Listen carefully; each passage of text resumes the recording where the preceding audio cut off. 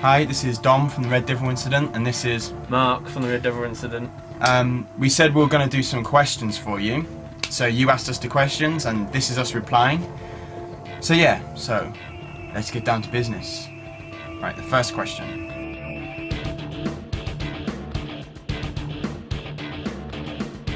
And I'll let you start. Well, when it comes down to inspiration, I generally take it from what I see, how I feel emotionally, and basically factors that are involving, society, the media, and basically anything that affects me as a person. That's it mainly. What about you? Well, my inspiration. Well, because this guy here writes most of the music, most of my lyrics come post music's written, so obviously the lyrics I write are based on what emotions I feel when I hear the music. Same as Mark, the social factors, I was going to say economic then, but no, the emotional factors that the music. So when it comes down to it, it's what music I like, what I hear in my head and feel when I hear the music. So emotional. Yeah, emotional.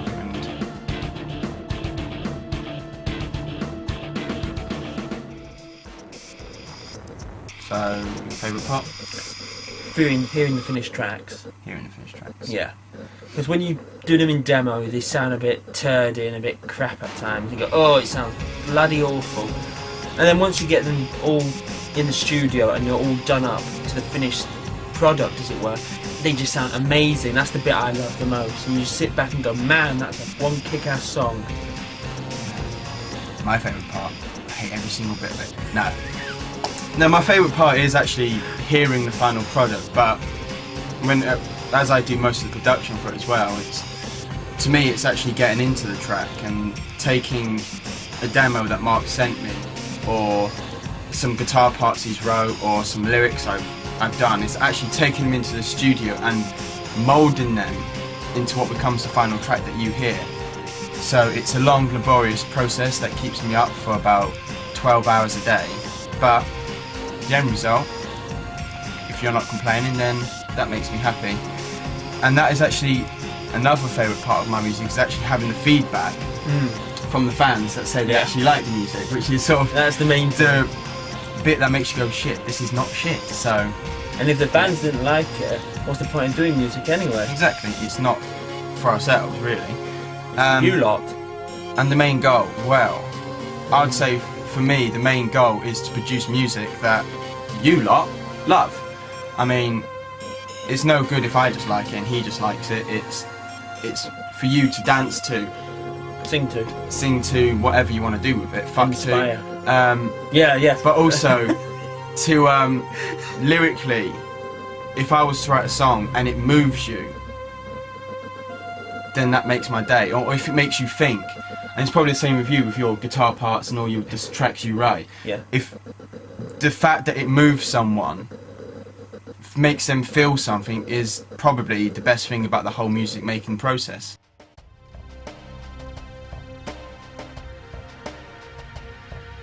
Right, okay. To a point, the media has an impact, especially on the lyrics. I mean, our political lyrics, our social commentaries, that's all based upon the media. It's putting into your mind what the media is saying and attacking it and saying, you know what, the media says you've got to be this way, and we go, well, why do you have to be that way? Why do you have to toe a line?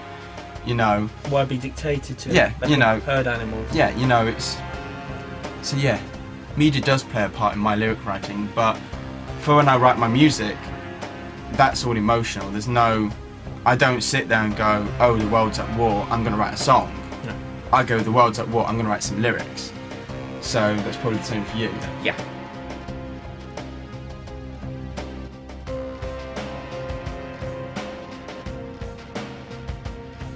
Well, my opinion is that there isn't a democracy in England anyway. Yes, we vote a government in, but that's a majority vote. It's 30% of 60%, which isn't what I'd term good enough for democracy. And the fact that we can't protest outside our own Houses of Parliament without permission from the government And the police. that makes you think, well, the whole point of democracy is that we're allowed to have our say without permission from the people we're campaigning against. And the fact that they go to war against the general population's wishes, and take our current situation, we have a leader which none of us voted in as a leader. Now that's not democracy. In a democracy, once the leader leaves, there should be a vote to say who the leader is, and that should be down to the people, because at the end of the day, the government serves us, we don't serve them.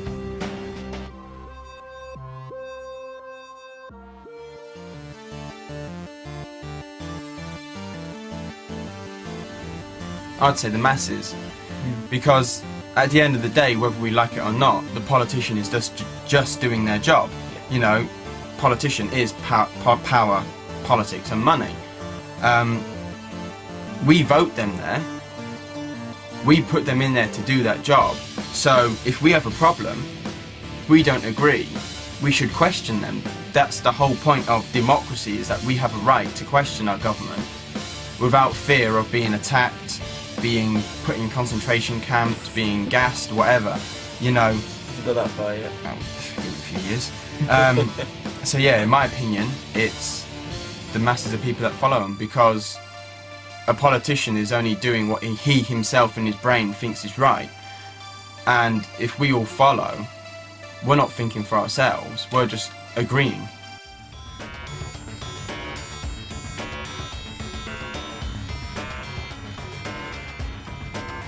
That continues nicely from the last question, because the simple fact is, people can't be bothered to think for themselves. You know, it's much easier to be told what to think, to believe what you read, than to actually sit down and go, you know what, actually I don't agree with that. That's actually wrong and evil. It's so easy just to sit and do nothing. And just sit in your armchair going, oh, I don't agree with that, but the media says it's right, so therefore it's right. You know, it's just, you've got a mind, use it. Fucking use it. And the final question, and it's a good one. It's the most groundbreaking of all the questions we've been asked.